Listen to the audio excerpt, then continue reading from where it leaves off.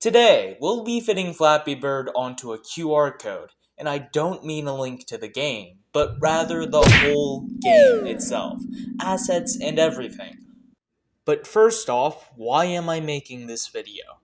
Well, I was originally inspired by a video from Matt KC where he makes his own QR code game, Snake, and especially the path that he had forgone, which was making the game using JavaScript, which would have allowed him to expand the game's scope significantly due to no longer requiring the boilerplate that limited his project.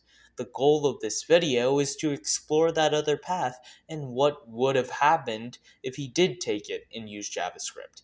How far could he have pushed it? What makes both of our projects possible is the fact that QR codes are just a storage medium and can store data just like other storage mediums like thumb drives and SSDs. The issue, however, and what makes this difficult to near impossible, is the amount of storage we get, which is a mere 2.953 kilobytes. The 34 by 24 Flappy Bird PNG alone would take up 15% of that space. In the background PNG, would take up 240% of it.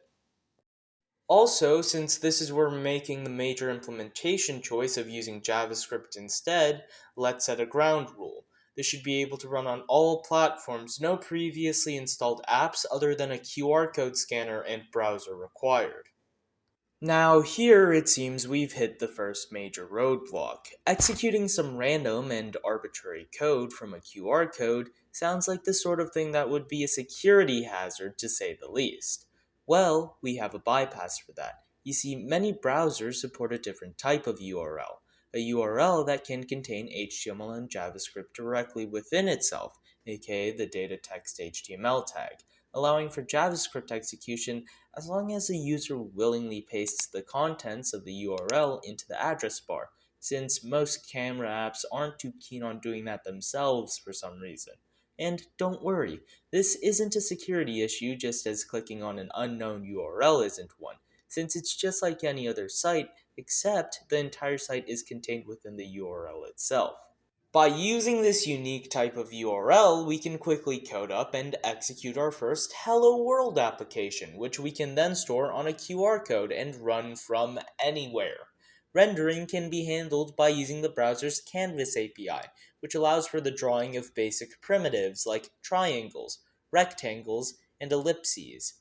Then, since I want to actually be able to write code in an editor instead of a single line in the URL bar, I can write a compiler script to compile a JavaScript file into one of these URLs. However, we quickly run into another issue. Any even partially complex program, like this basic Canvas program with a bouncing circle, can easily take a massive bite out of our space. In fact, that circle program that you just saw takes up 1,669 bytes, aka 57% of our space.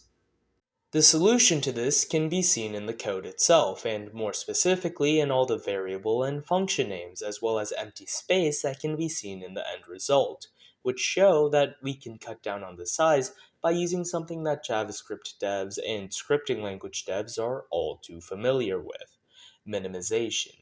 You see, we humans write code with white space, like tabs and spaces for categorizing code, and name variables with long names that are great for understanding their functions, like numapples for the number of apples, and just like labels on containers. However, the machines that read our scripts don't need to categorize the code with white space or names, nor do they need a long name for understanding the purpose of our variable, as they aren't writing it, and more importantly, aren't human. This means that no white space is required and that any unique name would do. So we can simply replace a label with the smallest one possible, like how computers use barcodes, which represent a single number instead of a full name, which in this case allows our variable's name to be as small as a single character, drastically decreasing the size of our program, along with a bunch of much more minor saves in size. Now we can add minimization to our custom compiler in the form of the Terser library. This results in the size decreasing from 1669 to 1160. That's a 30% reduction, which, although large, is much less than expected and still takes up a ton of the QR code. After taking a look at the generated result, we can quickly see the issue though. As it turns out, the variable names aren't getting shortened. Why? Well, as it turns out, minimization is commonly used in libraries, which are pieces of code made to be included within other projects, which would need those variable names in order to be interfaced with. However, what we're building is a standalone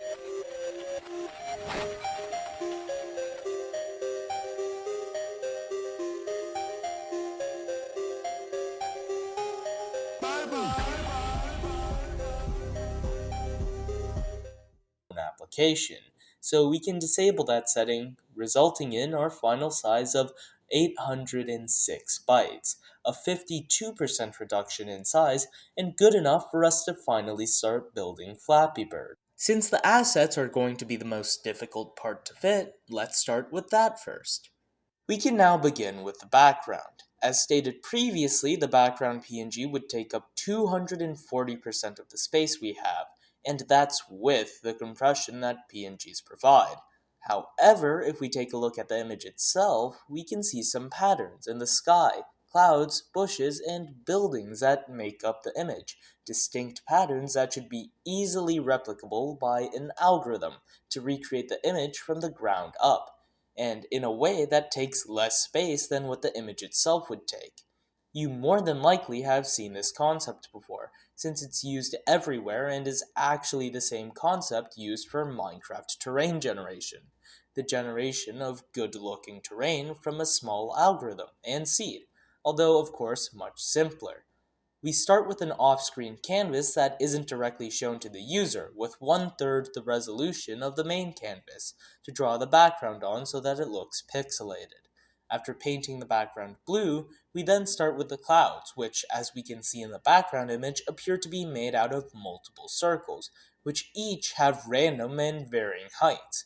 So we create a loop to loop over all cloud positions, and then draw them so that their Y level deviates within a set amount from a set base height, before filling everything below said base height with pure white. This gives us some beautiful and easy to tweak clouds. Then, since we want the same clouds to appear the same each time, we replace JavaScript's math.random with our own seedable random function, so we can always generate the same result by using the same seed, and then just choose a seed that looks good, which in our case is 5.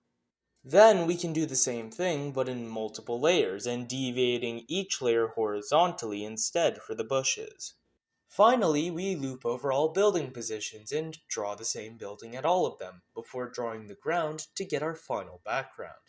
In order to save on size, and since most people don't pay that much attention to the background, we'll be removing the finer details like the shadows and windows of the building, especially since most people don't notice it during gameplay anyways. Also, to save on resources, we don't re-render the lower resolution canvas, and instead just use it as a texture to render as a background to the main canvas, which we're displaying to the user, since regenerating the background like this is quite expensive computationally. The process is much the same for the pipes, which we render using rectangles. After finishing all of this, even with minimization and the minimizing of the number of variables so that they share a let statement, as well as the usage of functions to save on areas where code is repeatedly used, we're left at 2,367 bytes, leaving us dangerously close to reaching our limit of 2,953 bytes, and that's just from assets alone, forcing us to start working on gameplay. However, don't worry, as we'll get back to the rest of the assets afterwards. For basic pipe generation, we can start by taking the function to draw our pipe and then creating another one to draw a pipe pair, which are two pipes but with a set gap. Then we can repurpose the seedable random function from earlier by first storing a non-seeded random number from math.random. This is to avoid every single game looking the same. From there, we use that seed to generate a random number using our seedable random function, which will sample to generate the first pipe's position, before using the random number generator to seed the second pipe's position, and so on and so forth. Then, when one of the pipes passes the left side of the screen, we replace a currently stored seed with the random value used to generate the now covered pipe's y, and by repeating this, we get an infinite flow of pipes. Now, all that's left is to implement the player. Getting the number of points based off of the X and taking in inputs is easy enough. But how do we detect collisions between players and the pipe or floor? While decomposing collision down to oval and rectangle might seem easy, the amount of logic required with more typical methods makes it less than ideal considering the amount of space we have. However, there is another way that requires a minimal amount of logic, which takes inspiration from math, throwing an ungodly amount of stuff at it. You see, two things that are very simple and small are finding a point at a specific angle on the oval and finding whether or not a point is in a rectangle.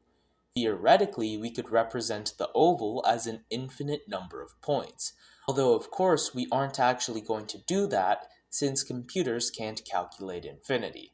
However, with enough points, we can get to the point where it's so accurate that it really doesn't matter anymore, leaving us with a nice and small, but albeit very inefficient algorithm for detecting collisions, which is good enough for our purposes. Now, with our gameplay done, we don't exactly have a lot of space left for the rest of our assets, which are the bird and score font. So we'll just use ellipses to create the bird and regular text for the score, finishing the full Flappy Bird experience on this QR code, and just 52 bytes away from the limit as well. Also, all the code is open source, even including the compiler for easily making QR code applications like this one if you'd be interested in making one yourself. You can try out the game yourself by scanning the QR code and pasting the result in your URL bar, or just going to the GitHub. Although I'd like to note that while all PC browsers worked, some mobile browsers like Firefox don't support this, but Chrome should work just fine. However, beware, the game isn't exactly the most playable on mobile since the game's scaling is best for PC, and I had to use a mouse click event, which only responds on touchscreens when the user lets go. Avoiding that would have required extra logic to deal with, logic that we really didn't have space for. Still, I'd love to see some future uses of these since I think that scannable forms of storage are really underutilized, and it'd make for a fun challenge. And finally, for those who stuck till the end, I have a challenge for you guys. Get this video to 1,000 likes and I will port a version of Doom to the QR code. There are also 9 Easter eggs, each referencing a game. Find the time step of each and I'll count that as 500 likes. But I can guarantee you that it won't be easy.